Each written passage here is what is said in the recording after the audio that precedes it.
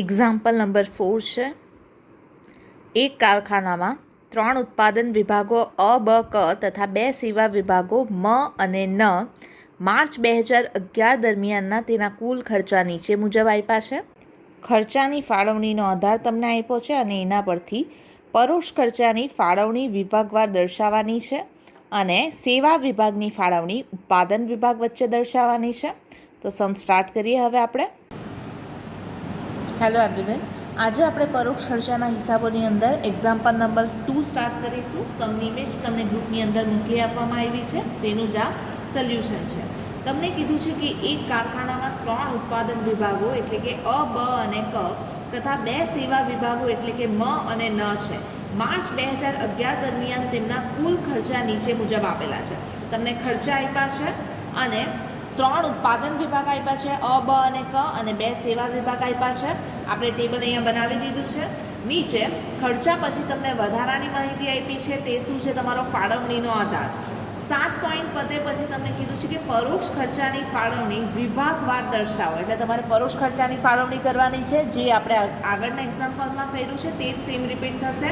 અને નીચે એક એક્સ્ટ્રા તમને પોઈન્ટ આપ્યો છે કે જો સેવા વિભાગ મ અને ન નો લાભ ઉત્પાદન વિભાગોને નીચે મુજબ મળતો હોય તો સેવા વિભાગની ફાળવણી ઉત્પાદન વચ્ચે કરી છેવટની ફાળવણી દર્શાવો. એટલે કે જે આ ઉત્પાદન વિભાગો છે તેના ફાળવણી કરવાની રહેશે. કોની ફાળવણી કરવાની રહેશે? સેવા વિભાગોની. એટલે સૌથી પહેલાં તમારે ખર્ચાની ફાળવણી કરી દેવાની છે. પછી મ અને ન જે તમારા સેવા વિભાગ છે તેના ખર્ચાની ફાળવણી કોના વચ્ચે કરવાની છે? અ, બ અને ક વચ્ચે. તો આ તમારા માટે 9 પોઈન્ટ છે. તો આપણે સૌથી પહેલાં તો ખર્ચાની ફાળવણી કરી નાખીએ. ફર્સ્ટ તમને આપ્યું છે ભાડું અને વેરો. તો ભાડું અને વેરો, તો એનો ફાળવણીનો આધાર શેના પર હશે? રોકેલી જગ્યાના પ્રમાણમાં. તો અહીંયા આપણે લખી લઈએ રોકેલી જગ્યા. અને ભાડું અને વેરો કુલ તમને ખર્ચો આપ્યો છે 20,000નો ભાગ્યા રોકેલી જગ્યા આપણે કરવાની છે. તો તમે જોશો તો આ સમની અંદર તમને ટોટલ કરીને નથી આપ્યું, કુલ ટોટલ કરીને આપ્યું નથી. તો આપણે રોકેલી જગ્યા જે પોઈન્ટ નંબર 2માં આપી છે, અમાં કેટલી છે? 300, બની છે 200, કની છે 250, મની છે 150 અને નની છે 100. તો આ બધાનું ટોટલ કરી નાખશું એટલે કે તમને કુલ રોકેલી જગ્યા મળી જશે. બરાબર. તો ટોટલ કરી નાખીએ આપણે એનું. 20,000 ભાગ્યા 1,000 કરશું આપણે, એટલે એ આવી જશે 20.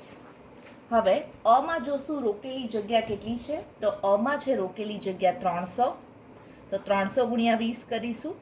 બમાં રોકેલી જગ્યા છે 200, તો 200 ગુણ્યા 20. કમાં છે 250, તો 250 ગુણ્યા 20. મમાં છે 150, તો 150 ગુણ્યા 20. અને નમાં છે 100, તો 100 ગુણ્યા 20. ચાલો મલ્ટિપ્લિકેશન કરી નાખીએ આપણે હવે. તો અહીંયા આવશે 6,000, બમાં આવશે 4,000, કમાં આવશે 5,000, મમાં આવશે 3,000 અને નમાં આવશે 2,000.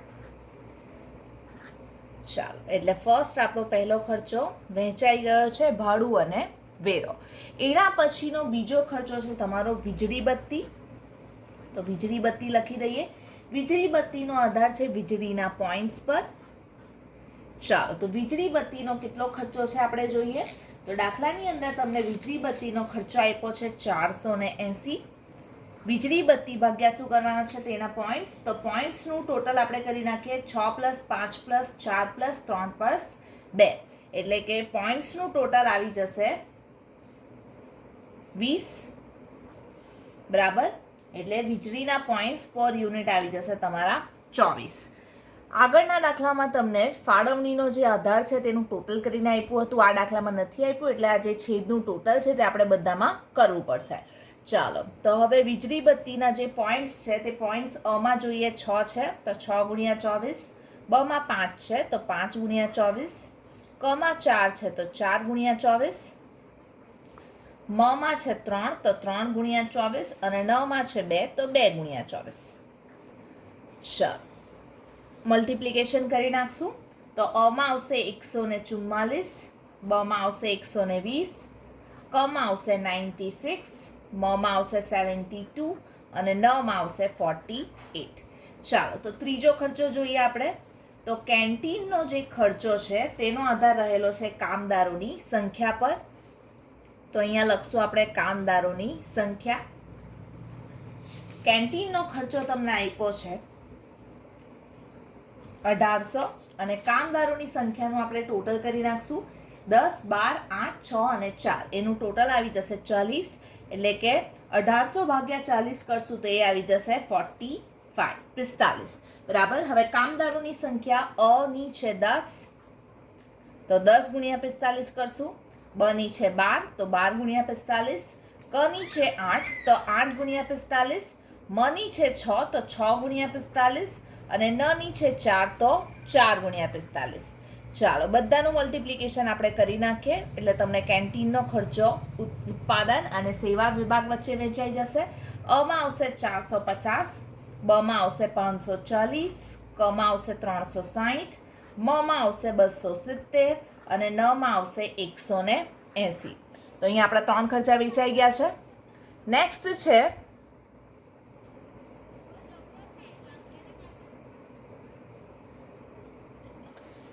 આપણો ખર્ચો છે વીમો. તો વીમાનો આધાર રહેલો છે યંત્રની કિંમત પર. એટલે જેટલી મિલકતની કિંમત હશે તેટલો વીમો લેવામાં આવશે. બરાબર. તો વીમાનો કુલ ખર્ચો છે 1320 અને યંત્રની જે કિંમત છે પોઈન્ટ નંબર 5 પર તે બધાનું ટોટલ કરી નાખશું એટલે આવી જશે 66000. 1320 ભાગ્યા 66000 કરશું એટલે આવી જશે 0.02. અમાં છે યંત્રની કિંમત 30000, તો 30000 ગુણ્યા 0.02 કરશું. બમાં યંત્રની કિંમત છે 20000, તો 20000 ગુણ્યા 0.02 કરશું. કમાં છે 15000, તો 15000 ગુણ્યા 0.02 કરશું. મમાં છે 500, તો 500 ગુણ્યા 0.02 અને નમાં છે 500, તો 500 ગુણ્યા 0.02. બધાનું મલ્ટિપ્લિકેશન કરી નાખીએ એટલે વીમો અમાં આવી જશે 600, બમાં 400, કમાં 300, મ અને દમાં 10. ચાલો વીમો પણ અહીંયા આપણો કમ્પ્લીટ થઈ જાય છે. નેક્સ્ટ છે પરોક્ષ મજૂરી. તો પરોક્ષ મજૂરીનો આધાર રહેલો છે પ્રત્યક્ષ મજૂરી પર. સમમાં ઇમ્પોર્ટન્ટ શું છે તમારે એ યાદ રાખવાનું છે કે ખર્ચાનો આધાર શેના પર રહેલો છે, તો તરત જ સમ સોલ્વ થઈ જશે. ચાલો તો પરોક્ષ મજૂરીનો ખર્ચો આપ્યો છે તમને 1300 અને નીચે પોઈન્ટ નંબર 6માં પ્રત્યક્ષ મજૂરી બધા વિભાગની આપી છે એનું ટોટલ કરશું એટલે આવી જશે 6500. એટલે 1300 ભાગ્યા 6500 કરશું એટલે આવી જશે 0.2. અમાં પ્રત્યક્ષ મજૂરી છે 2250, તો 2250 ગુણ્યા 0.2 કરશું. બમાં 2000 છે તો 2000 ગુણ્યા 0.2 કરશું. કમાં 1450 છે તો 1450 ગુણ્યા 0.2 કરશું. મમાં 600 છે તો 600 ગુણ્યા 0.2 કરશું. અને લાસ્ટમાં 200 છે તો 200 ગુણ્યા 0.2 કરશું. ચાલો મલ્ટિપ્લિકેશન કરીએ હવે. તો પરોક્ષ મજૂરી આવી જશે 450, 400, 290, 120 અને 40. ચાલો તો અહીંયા આપણો પરોક્ષ મજૂરીનો ખર્ચો પણ કમ્પ્લીટ છે. નેક્સ્ટ છે પાવર. તો પાવરનો આધાર રહેલો છે હોર્સ પાવર પર. તે પોઈન્ટ નંબર તમને 4 પર આપ્યું છે. તો અહીંયા લખશું આપણે હોર્સ પાવર. પાવરનો ખર્ચો તમને દાખલાની અંદર આપ્યો છે 2400 અને હોર્સ પાવરનું ટોટલ કરશું પોઈન્ટ નંબર 4માં તો એ આવી જશે તમારું 1200. ચાલો તો 2400 ભાગ્યા 1200 કરીશું એટલે કે આવી જશે 2. ચાલો તો અમાં મીટર પ્રમાણે પાવરનો વપરાશ છે 400, તો 400 ગુણ્યા 2. 600 છે બમાં તો 600 ગુણ્યા 2. 200 છે કમાં તો 200 ગુણ્યા 2. આમાં ડેશ છે તો મલ્ટિપ્લિકેશન કરવાની જરૂર રહેતી નથી. તો અહીંયા આવી જશે 800, અહીંયા આવશે 1200, બાજુમાં 400 અને આ બંનેમાં ડેશ. તો અહીંયા આપણો પાવરનો ખર્ચો પણ કમ્પ્લીટ છે. ઓકે ચાલો તો હવે લાસ્ટ પર જઈએ આપણે. પાવર પછીનો ખર્ચો છે કર્મચારી રાજ્ય વીમા યોજનામાં ફાળો. તો અહીંયા લખી દઈએ આપણે કર્મચારી રાજ્ય વીમામાં ફાળો. તો કર્મચારી રાજ્ય વીમા યોજનાનો ફાળોનો આધાર છે પ્રત્યક્ષ મજૂરી પર, તો અહીંયા આપણે લખી દઈએ પ્રત્યક્ષ મજૂરી. બરાબર છે. ચાલો, તો કર્મચારી રાજ્ય વીમા યોજનામાં ફાળો તેનો ટોટલ ખર્ચો તમને આપ્યો છે સમમાં 650 અને પ્રત્યક્ષ મજૂરીની પોઈન્ટ નંબર 6 ની અંદર ટોટલ થાય છે 6500, એટલે એ આવી જશે 0.1. ચાલો, તો પ્રત્યક્ષ મજૂરી અમાં છે 2250, તો 2250 ગુણ્યા 0.1 કરશું. બમાં છે 2000, તો 2000 ગુણ્યા 0.1. કમાં છે 1450, તો 1450 ગુણ્યા 0.1. મમાં છે 600, તો 600 ગુણ્યા 0.1. અને નમાં છે 200, તો 200 ગુણ્યા 0.1. ચાલો, તો હવે આપણે ગુણાકાર કરી નાખીએ. તો અમાં આવી જશે 225, બમાં આવશે 200, કમાં આવશે 145, મ અને ન માં આવશે 60 અને 20. ચાલો, તો હવે આપણો નેક્સ્ટ ખર્ચો લખીએ. કારખાનાના મેનેજરનો પગાર.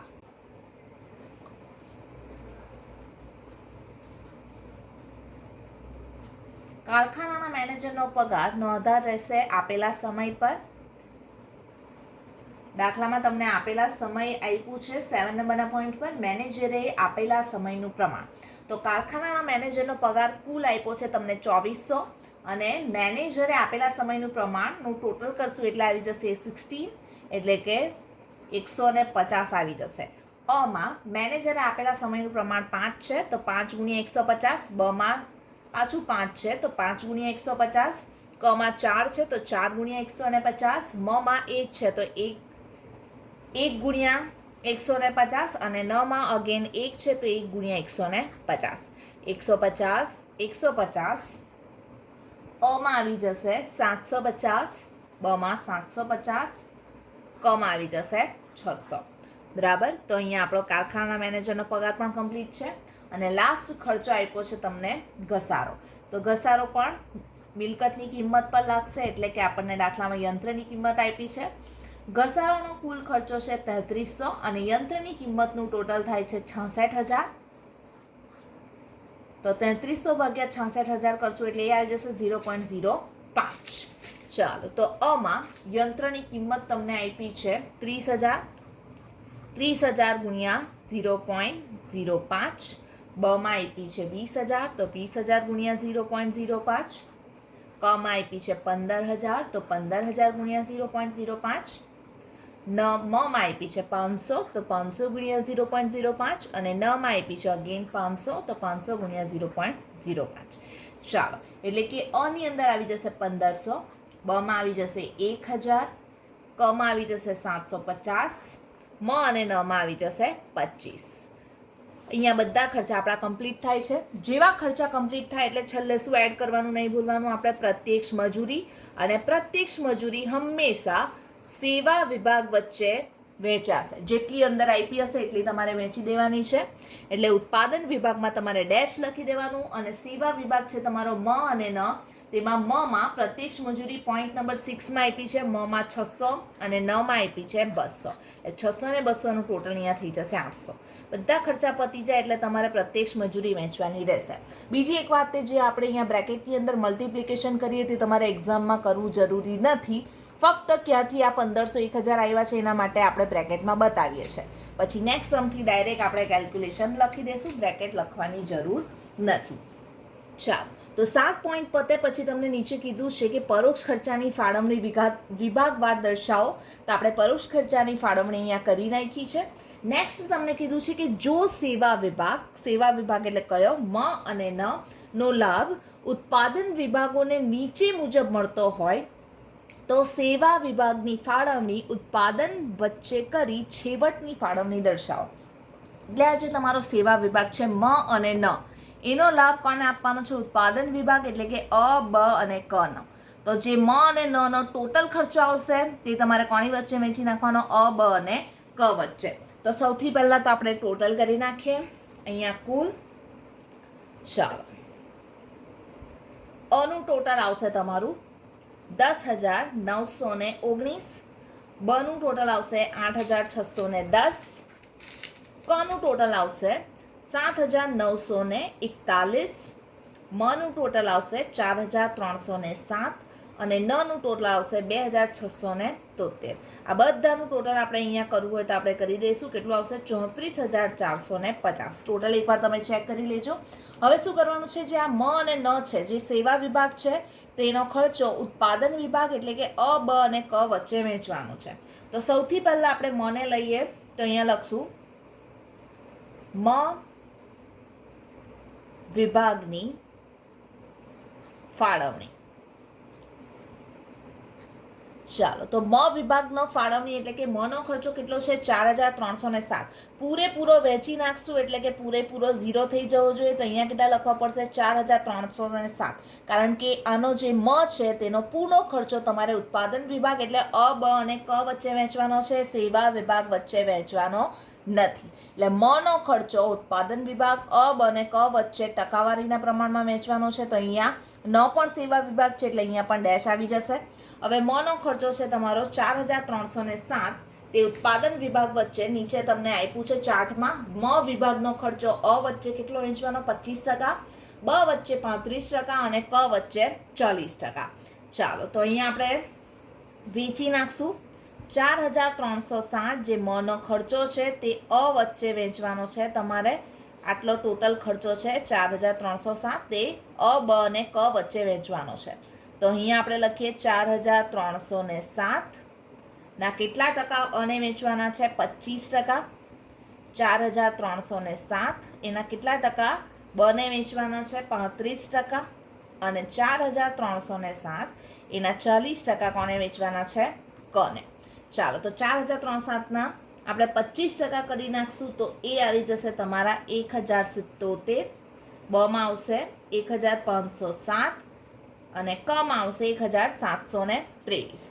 હવે જે આ ઉત્પાદન વિભાગ વચ્ચે આ ખર્ચો વેચ્યો છે એટલે મ વિભાગ પાસે કંઈ બચતું નથી. તો અહીંયા કેટલા લખાઈ જશે? ડેશ. અહીંયા તો કંઈ બચ્યા જ નથી. નમાં હજુ કંઈ વેચ્યા નથી એટલે નનો ખર્ચો કેટલો લે છે? 2,673. અહીંયા પતી જાય છે એટલે આપણે ડેશ કે 0 લખી દઈએ. આ બધા ખર્ચા પ્લસ થઈ જશે. કેમ પ્લસ થશે? આ માઇનસ થશે કારણ કે મનો ખર્ચો આ વચ્ચે વહેંચો છે એટલે આ ખર્ચો વધી જાય છે અને મનો ખર્ચો શું થઈ જાય છે? 0 થઈ જાય છે. બરાબર છે. ચાલો, તો હવે આપણે આ બેનું ટોટલ કરી નાખીએ. તો સૌથી પહેલાં અપર આવશું, અનું ટોટલ કરી નાખશું. અમાં પહેલા ખર્ચો કેટલાનો હતો? 10,919. તે હવે 1,077 મનો ખર્ચો પ્લસ કરીને થઈ જાય છે 11,996. બાજુમાં 8,610 પ્લસ 1,507 તો એ ટોટલ થઈ જશે 10,117. અને કનું 7,941 પ્લસ 1,723 તો એનું ટોટલ થઈ જશે 9,664. અહીંયા તો ડેશ. હવે મ પછી ન વિભાગની ફાળવણી કરશું. તો ન વિભાગનો ખર્ચો તમને અહીંયા કેટલો દેખાય છે? 2,673. આ 34,450ની અંદર આ પ્લસ નથી કરવાનું. અહીંયા ટોટલ કમ્પ્લીટ થઈ જાય છે. આ ફક્ત તમને કેટલો ખર્ચો બચ્યો છે અને વહેંચો છો તેના માટે આ રાઉન્ડ કરીને તમને અહીંયા બતાવવામાં આવ્યું છે. અહીંયા કંઈ નથી લખવાનું તમારે, ફક્ત રાઉન્ડ કરીને મેં બતાવ્યું છે કે કયો ખર્ચો આપણે વેચીએ છીએ. તો 2,673 નના વેચી નાખશું એટલે એમાંથી માઇનસ થઈ જશે. બરાબર. કોના વચ્ચે વેચવાના છે? ઉત્પાદન વિભાગ વચ્ચે અ, બ અને ક. તો 2,673ના કેટલા ટકા અ વચ્ચે વેચવાના છે? તો તમને દાખલાની અંદર ન વિભાગમાં અમાં 30% વેચવા કીધું છે, 2,673ના બમાં 40% વેચવા કીધું છે અને 2,673ના કમાં 30% વેચવા કીધું છે. ચાલો, તો 2,673ના પહેલાં 30% કરશું એ આવી જશે 802 પ્લસ 2,673ના 40% કરશું એટલે આવી જશે 1,069 પ્લસ અને કમાં આવી જશે પાછા 802. આ ત્રણનું ટોટલ પાછું 2,673 થઈ જવું જોઈએ. નહીં તો તમારે પોઈન્ટમાં આવે તો એકાદ પ્લસ માઇનસ લઈ લેવાનું છે વિચારીને. બરાબર. ચાલો, તો અહીંયા આપણે ટોટલ કરીએ. મ અને ન વિભાગ બંને ખાલી થઈ જાય છે કારણ કે એના ખર્ચા કોની વચ્ચે વેચી નાખ્યા છે? ઉત્પાદન વિભાગ વચ્ચે.